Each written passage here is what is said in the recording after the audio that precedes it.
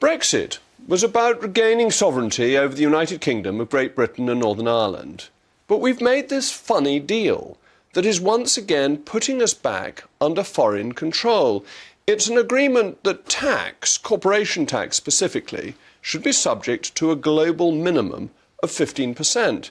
But surely what we did was to vote against international bodies telling us what to do, whether it's the ECHR or the EU or the OECD. The OECD, an organisation that I don't think is well known across the country, an obscure Paris-based organisation that now wants to give us rules, whereas we used to get them from Brussels. What advantage is there in Paris over Brussels?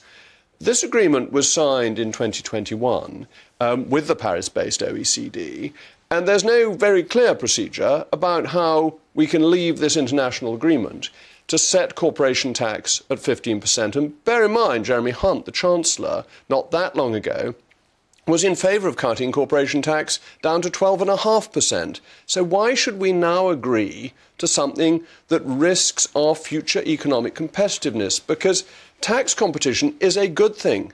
We are in a competitive world. We want investment in the UK. And if we can have a lower corporation tax rate, surely that will help us attract investment here rather than allowing it to go to other countries. Look how successfully the Republic of Ireland has done through its low corporation tax. It has encouraged the headquarters of many companies to go there, really revolutionised its economy by a low tax rate, and we are now cutting off this opportunity for ourselves. Now, this will come to a vote potentially in the finance bill, but this is something that is really not in the interest of the United Kingdom.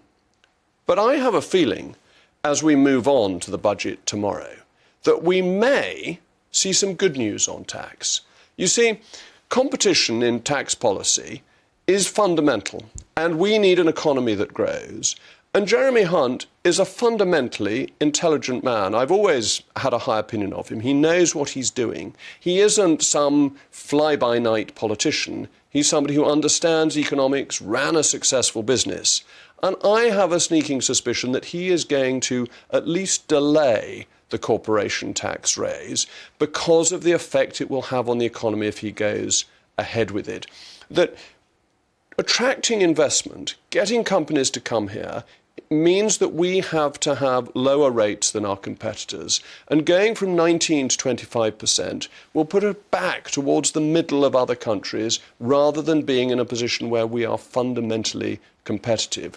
And the truth is that when George Osborne cut corporation tax, more revenue came in to the Treasury, not just in terms of cash, because the economy was growing, but as a percentage of the GDP. Proportionately, it raised more. And the reason we're being told to put up corporation tax is because of more unelected bodies. Not, as it happens, the OECD, an international one, but because one of the least effective national bodies in this country. That is the OBR, the Office of Budget Responsibility, or the Office of Bungling Regimens, as far as one can tell, because all its forecasts are wrong.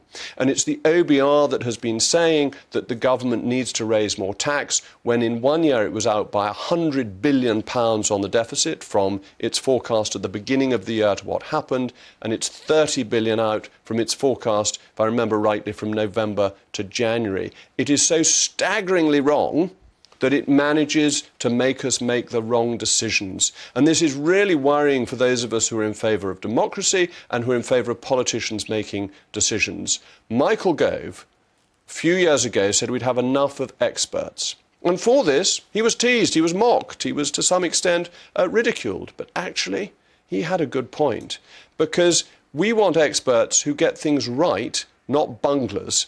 And the OBR is a great bungling organisation, which is the only organisation in the country that makes the Bank of England look as if it has done well. And that's been a problem for chancellors in this country. So I hope there will be good news tomorrow. I hope that we won't be bound in by what has been instructed effectively by the OBR. I hope we will have an economy that can grow because it's not overtaxed.